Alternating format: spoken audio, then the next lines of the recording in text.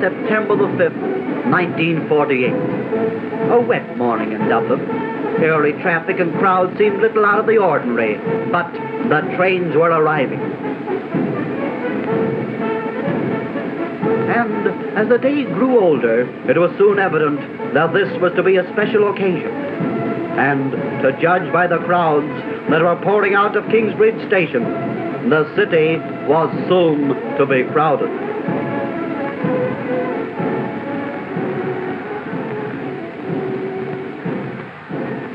Colour sellers were doing a roaring trade.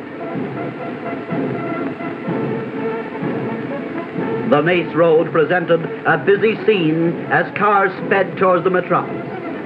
In fact, before noon, it was clear that this was All-Ireland Hurling final day, and that meant crowds, and it also meant spectacle.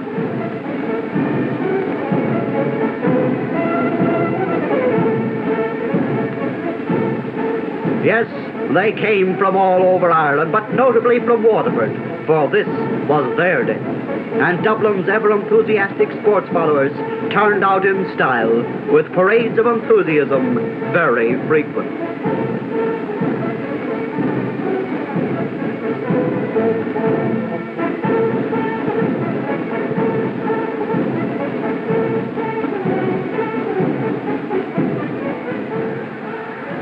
They came even from far-off America to see the title game between Waterford and Dublin. Hanadar na sloide, ni a wine o gagoid yn erin, o go cera ard on down, ma la unto kilta a baisha. A band of enthusiastic Irish Americans marched to the ground and were royally welcomed.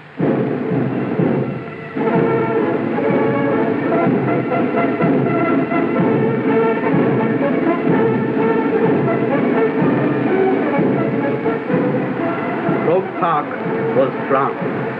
Every possible vantage point was taken up early in the day.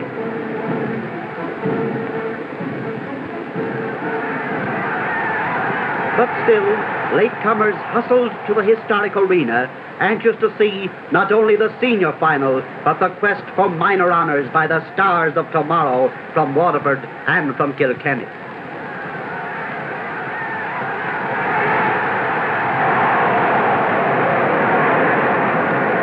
Waterford, brilliant team of the Munster Championship, hurled with rare abandon. But Kilkenny, traditional artists of the Common, fought back in thrilling style, and at the final whistle, Waterford had withheld the challenge by 3-8 to 4-2, just 3 points. But they had laid the foundation for their county's great day. And the first burst of Waterford enthusiasm soon followed.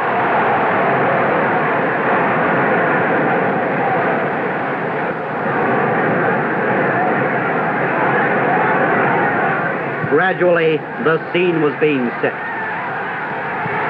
The teams came on the field. Dublin. Then Waterford.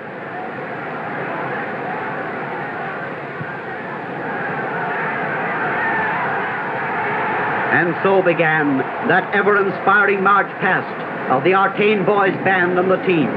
Waterford led by Jim Ware and Dublin by Frankie Cummins.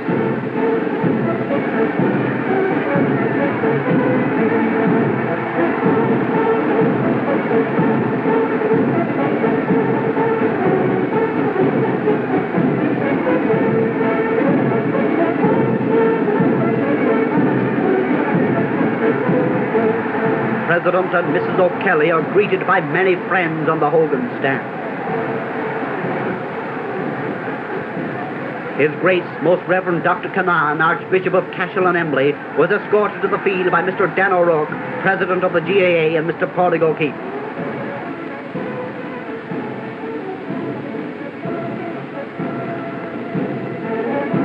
The National Anthem.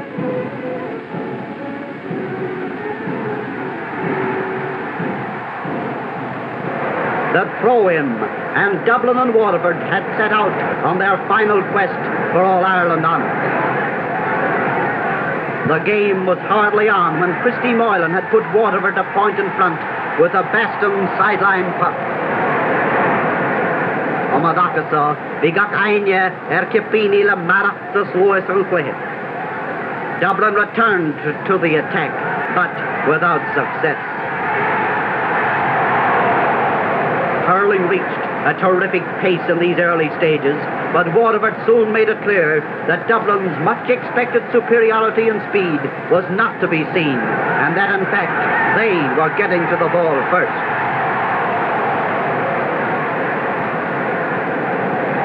The Dublin defenders were getting things hard, and Matthews, Dumphy and company tried valiantly but vainly to keep John Keane, Ed Carew and Tom Curran at bay.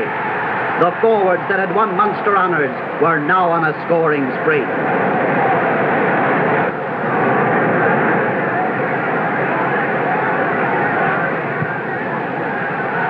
The crowd shouted their enthusiasm, particularly the Waterford crowd.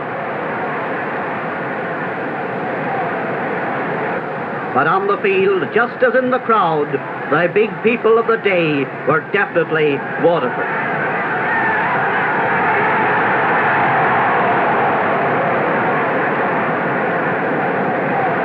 Dublin did attack, but weak shooting and a stout Waterford defence kept their total to 2 points.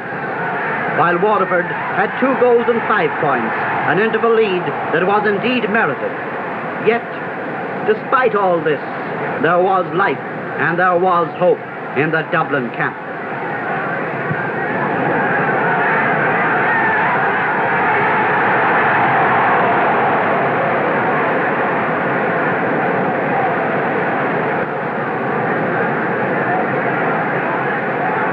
Back they swung again, and a high one went over the bar despite the appeals of goalkeeper Kevin Matthews.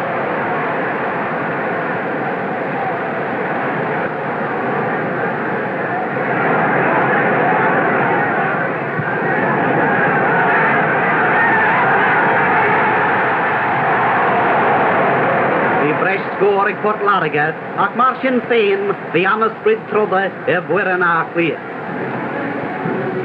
Half time, and while the teams made plans for the second half, the band entertained over 61,000 people.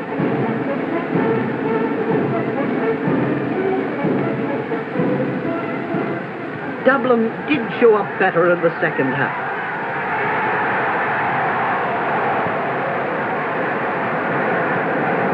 Jim Ware was hard-pressed more than once in the Waterford goal, but back came the Waterford men again. Matthews cleared to Walsh, who sent up the field to Cantwell, who eventually sent the ball to Hassett, and in a twinkling of an eye, the Dublin forwards had the ball in the net.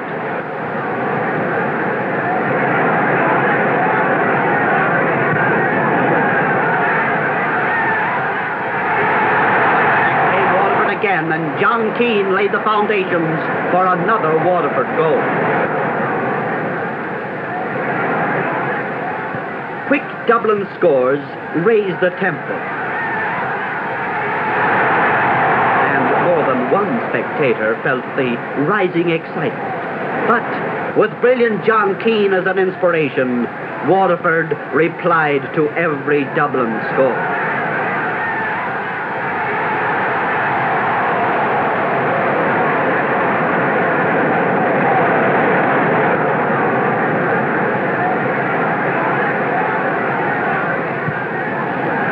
Christy Moylan, Kevin O'Connor, Ned Daly of Waterford and Tony Herbert of Dublin have a close part of play, but the clearance is returned.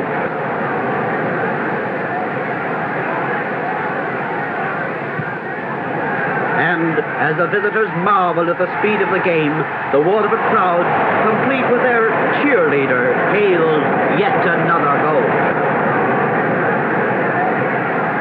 Waterford 5-7, Dublin 3-2.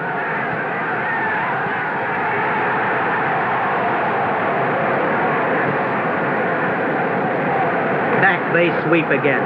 Daly, Curran and John Keane combine in adding another Waterford goal. The real flashes of fine Dublin hurling. Paddy Donnelly's solo run.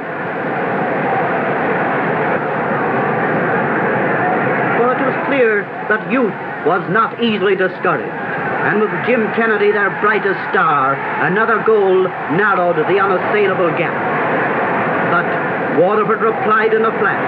As the full-time whistle sounded, Waterford had made history by winning their first All-Ireland Senior Hurling title. You're here the Canado Geranach, the Uncade Crave of Mount Sheenshire, Wantalo, Egg Furren Ford Larrigan. The joyous Waterford followers are jubilant, and no wonder. Finn Baston, John Keane, Christy Moylan, Mick Hickey, names to go down in hurling history. Smiling Jim Ware is cheered and cheered through the Hogan stand. And amidst unequalled Munster enthusiasm, he receives the cup from Mr. Dan O'Rourke. Creas Liam, the luck the poetes, Cleat Rain. And so, as the crowd, partly jubilant, partly not so jubilant, as that crowd files away from Croke Park, we close yet another chapter in the glorious history of hurling.